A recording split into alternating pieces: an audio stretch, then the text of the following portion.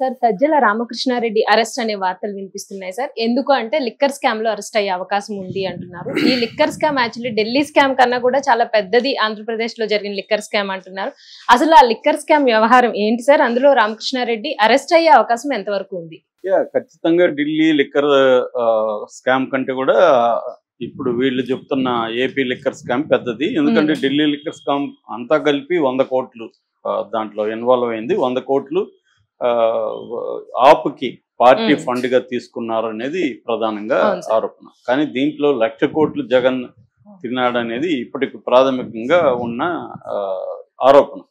అంటే సంవత్సరానికి 25,000 కోట్ల పైన దాంట్లో మిస్యూజ్ అయిందని. ఇది యాక్చువల్ గా గతంలో పురంధేశ్వరే దీని మీద హోంశాఖకు కూడా డీటెయిల్ గా ఫైల్ సబ్మిట్ చేసింది. ఆమె గ్రౌండ్ వర్క్ కూడా తనే సొంతంగా కొన్ని బ్రాందీ షాపులకి వెళ్ళి, వైన్ షాపులకి వెళ్ళి ఆమె పరిశీలించి ఇవన్నీ చేసి ఆమె డీటెయిల్ గా పెట్టింది.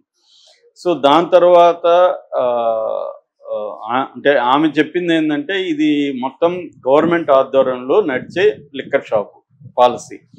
ఢిల్లీలో రివర్స్. ఢిల్లీలో ఏంటంటే గవర్నమెంట్ లిక్కర్ షాపుల్ని రద్దు చేసి ప్రైవేట్ వాళ్ళకి ఇవ్వడం, ఆ ప్రైవేట్ వాళ్ళ దగ్గర నుంచి ముడుపులు తీసుకోవడం. అందులో కింగ్ అనవద్దు, క్వీన్ పిన్ అనొచ్చు ఈ మన కవిత. ఇక్కడేమో రివర్స్, ప్రైవేట్ గా ఉన్న వాటిని గవర్నమెంట్ దీంట్లో ఆధ్వర్యంలోకి నడపడం. దాంట్లో ఏంటంటే లావాదేవీలన్నీ కూడా క్యాష్ రూపంలోనే నడపడం. మామూలుగా ఇవాళ కొబ్బరికాయల దగ్గర నుంచి, కూరగాయల దగ్గర నుంచి చివరికి భిక్షగాళ్ళు కూడా యూపీఐ ద్వారానే చేస్తున్నారు. అట్లాంటిది జగన్ మాత్రం దాన్ని డీటెయిల్లో లేకుండా ఇది క్యాష్ పెట్టాడు, దీంట్లో అవినీతి కోసమే ఇలా పెట్టాడు అనేది ఆమె ఆరోపణ. దాన్ని వీళ్ళు ఒప్పుకోవట్లేదు, అది వేరే విషయం. ఏదేమైనా అది కోర్టులో తేలాల్సింది. అయితే దీని మీద చంద్రబాబు వచ్చిన తర్వాత ఏపీసీఐడికి కేసు అప్పగించారు. ఏపీసీఐడి కేసు పెట్టింది. అయితే ఏపీసీఐడి అనుకున్నంత వేగంగా గాను ఎఫిషియెంట్గా కానీ ముందుకు పోవట్లేదు అని చెప్పి దీని మీద ఒక సిట్ చంద్రబాబు ప్రభుత్వం వేసింది. ఇప్పుడు ఈ రోజు మార్నింగ్ నుంచి లేదా నిన్న నైట్ నుంచి ఒక వార్త బయటకు వచ్చింది. అదేంటంటే సజ్జల రామకృష్ణారెడ్డి ఇప్పుడు అరెస్ట్ అవ్వబోతున్నాడు ఈ కేసులో అని ఒక వార్త బయటకు వచ్చింది. ఆల్రెడీ చాలా మంది పేర్లు కూడా పెట్టారు. అందులో Ramesh Reddy, Vasudev Reddy, Karimulla, OSD Venugopal, Nageswara Rao, ES Sauri, CI Ramesh, DGM Charanam, BC Satyaprasad, వీళ్ళ పేర్లు ఇప్పటి వరకు ఈ కేసులో ఉన్నాయి. అంటే జగన్ వీళ్ళు కాకుండా ఇప్పుడు సజ్జల రామకృష్ణారెడ్డి మనకు తెలుసు, ఆయన సకల శాఖ మంత్రిగా జగన్తో ఉన్నాడు. సో ఆయన కూడా ఇప్పుడు ఇన్వాల్వ్ అయినట్టుగా వచ్చింది. కొత్తగా ఏమొచ్చిందంటే ఆడిట్ రిపోర్ట్ వచ్చింది. ఎక్సైజ్ శాఖకు సంబంధించి ఆడిట్ రిపోర్టు. ఆడిట్ రిపోర్ట్లో ఏముందనేది ముందుగా మనం చెప్పుకుందాం. ఆడిట్ రిపోర్ట్లో ఏముందంటే 16,000 కోట్ల అవినీతి జరిగిందనే దానికి ఆధారాలు ఈ ఆడిట్ రిపోర్ట్లో ఉన్నాయి. మొత్తం 1,00,000 కోట్లు కాదు. ఈ ఆడిట్ రిపోర్ట్ వచ్చి దీని వరకే, అదేమి కంప్లీట్ ఇన్వెస్టిగేషన్ కాదు. ఎక్సైజ్ శాఖలో ఎటువంటి ఇర్రెగ్యులారిటీస్ చోటు చేసుకున్నాయి అనేది ఆడిట్ రిపోర్ట్ చెప్తుంది. అందులో వాళ్ళు చెప్తున్నది ఏమంటే సజ్జల బంధు సంబంధించిన ఒక కంపెనీ విశిష్ట బిజినెస్ సొల్యూషన్స్ ప్రైవేట్ లిమిటెడ్ అనే కంపెనీ అవినీతికి పాల్పడింది. దీంట్లోనే మామూలుగా ఏంటంటే ఎక్సైజ్ శాఖ ఢిల్లీకి సంబంధించిన TCIL అనే ఒక సంస్థతో సాఫ్ట్వేర్ ప్రోగ్రామింగ్, మెయింటెనెన్స్ వాటికి సంబంధించి ఒక ఒప్పందం చేసుకుంది. అక్కడ TCL నుంచి సబ్ కాంట్రాక్టు ఈ విశిష్ట బిజినెస్ ప్రైవేట్ లిమిటెడ్ వాళ్ళు చేసుకున్నారు సబ్ కాంట్రాక్ట్గా.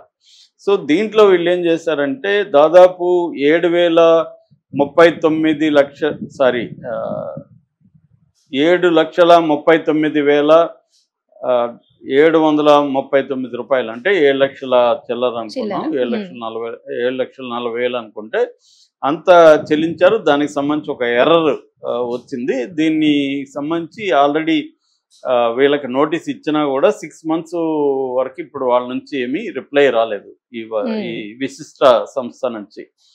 సో దీనికి వీళ్ళు చెప్తున్నది ఏంటంటే అదే ఒక ప్రధానమైంది. అంటే సజ్జల బంధువులకు సంబంధించి 7 లక్షల రూపాయలు మిస్యూజ్ అయింది అనేది ఒకటి.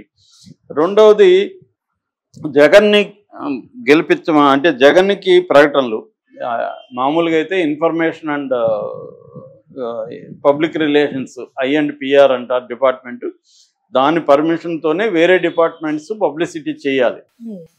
వాళ్ళకి ఇస్తే వాళ్ళు చేస్తారనమాట. పబ్లిసిటీ రంగం అది, ప్రచారణ ప్రసారం.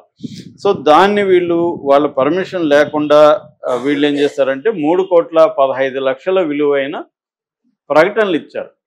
సో ఈ ప్రకటనలు ఇవ్వడం అనేది రూల్ని బ్రేక్ చేశారనేది కూడా ఈ ఆడిట్ రిపోర్ట్ చెప్తుంది.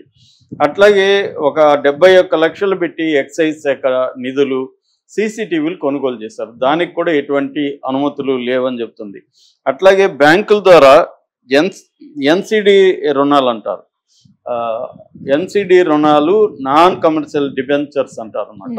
ఆ డిబెంచర్స్ రూపంలో 8,305 కోట్లు తీసుకున్నారని, అది కూడా ప్రొసీజరల్ ల్యాప్సెస్ అని. అట్లాగే 2022-23కి 1,500 కోట్లు ఇతర పనులకు అని చేసుకున్నారు, అది కూడా స్పెసిఫిక్గా లేదు. అంటే ఇక్కడంతా ఏంటంటే ఆర్థిక పరమైన లావాదేవీల్లో ఎటువంటి ఇర్రెగ్యులారిటీస్ ఉన్నాయనేది ఈ ఆడిట్ రిపోర్ట్ చెప్పిందనమాట. ఓవరాల్గా 16,000 కోట్ల అవినీతి జరిగినట్టుగా ఈ రిపోర్ట్లో తేలింది. ఇది ఏంటంటే నిధులు శాఖ మళ్ళాయని, ఈ శాఖ నుంచి వేరే వాటికి నిధులు మళ్ళాయి అనేది ఆడిట్ రిపోర్ట్. ఇది ఇప్పుడు సిట్కి గవర్నమెంట్కి సబ్మిట్ చేశారు. సీఎంకి వెళ్ళింది. సీఎంకి వెళ్ళిందంటే ఇప్పుడు సిట్ ఇది ఒక ఆయుధం అన్నట్టు. సిట్ విచారణ ఇంకా స్టార్ట్ అయింది మొన్ననే, ఇంకా కంప్లీట్ కాలే. ఈ లోపల ఏంటంటే ఈ ఆడిట్ నివేదిక అనేది జగన్ టైంలో ఎక్సైజ్ శాఖలో ఎటువంటి ఇర్రెగ్యులారిటీస్ చోటు చేసుకున్నాయి అనేది ఈ ఆడిట్ రిపోర్ట్ ఇప్పుడు చెప్పింది. ఇది ఒక రకంగా జగన్కి నష్టము. ఎందుకంటే సిట్కి ఒక బలమైన రిసోర్సు ఆధారం దొరికింది. ఎందుకంటే ఆడిట్ అనేది డీటెయిల్గా చేసేవాళ్ళు ప్రతి శాఖల్లో కూడా ఆడిటింగ్ జరుగుతాయి. ఆ శాఖల్లో ఎటువంటి ఇర్రెగ్యులారిటీస్ కావచ్చు, లేకపోతే కరప్షనల్ ప్రాక్టీసెస్ కావచ్చు, ఇవన్నీ ఏమేమి జరిగాయి అనేది చెప్తుంది. అలాగా ఇప్పుడు ఈ ఆడిట్ రిపోర్టు ఇప్పుడు బయటికి మీడియాకి లీక్ అయింది. సో మీడియాకి లీక్ అయిందంటేనే అంటే నేను చాలాసార్లు చెప్తుంటాను, ఎప్పుడైనా కూడా కేసులు అధికారంలో ఉన్న పార్టీ ప్రతిపక్ష పార్టీ మీద కేసులు ఎందుకు పెడుతుందంటే పబ్లిక్ ఒపీనియన్ని తమకు అనుకూలంగాను ప్రతిపక్షాలకు వ్యతిరేకంగాను మార్చడానికి, పొలిటికల్గా దాన్ని ఉపయోగించుకోవడానికి పెడతాయి. నిజంగా వాళ్ళు అవినీతి చేస్తే వాళ్ళని జైలుకి పంపించాలి అన్న ఒక ప్రజా డబ్బు వృధా అయింది అనేది సీరియస్ ఎవరికి ఉండదు. ఎందుకంటే అన్ని పార్టీలు ప్రజా డబ్బులు వృధా చేస్తారు. అవినీతి లేని పార్టీ ఏది లేదు. ఇవాళ అవినీతి లేకపోతే ఒక్కొక్క ఎమ్మెల్యే 100 కోట్లు 150 కోట్లు ఎక్కడి నుంచి ఖర్చు పెడతాడు. పొలిటికల్ పార్టీ వీళ్ళ ఒకవేళ మొత్తంగా ఓవరాల్గా 2,000 నుంచి 5,000 కోట్లు ఇవాళ స్టేట్ పొలిటికల్ పార్టీలు ఖర్చు పెడుతున్నాయంటే ఎక్కడి నుంచి వస్తుంది? అట్లాగే కంపెనీలు బాండ్ల రూపంలో ఇంకో రూపంలో వీళ్ళకి ఫండ్ ఎందుకు ఇస్తున్నారు? ఇవన్నీ కూడా అందరికీ తెలిసిందే. ఏ పొలిటికల్ పార్టీ కూడా కరప్ట్ కాని పొలిటికల్ పార్టీ వాళ్ళు ఏది లేదు. వ్యక్తులుగా కొంతమంది కరప్ట్ కాకుండా ఉండొచ్చు, కానీ పొలిటికల్ పార్టీలు అన్నీ కూడా